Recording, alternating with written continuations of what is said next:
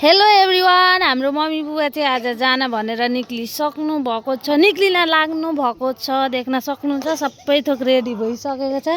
यता हाम्रो मम्मी पनि निक्लिनु भएछ। यता चाहिँ यी तीनवटी चाहिँ यहाँ हाँस्दैछन्। ऋतुको पनि अब 2-3 दिनमा जाने हुन्छ। त्यहाँबाट सोनियाको पनि, त्यहाँबाट सियानी र म मात्रै रन्जिम गाइस।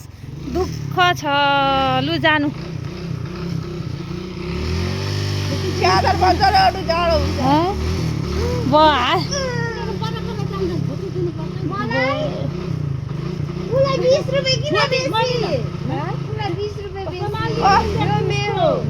सोनियालाई पनि दिइदिन्थ्यो नि त 20 रुपियाँ जति।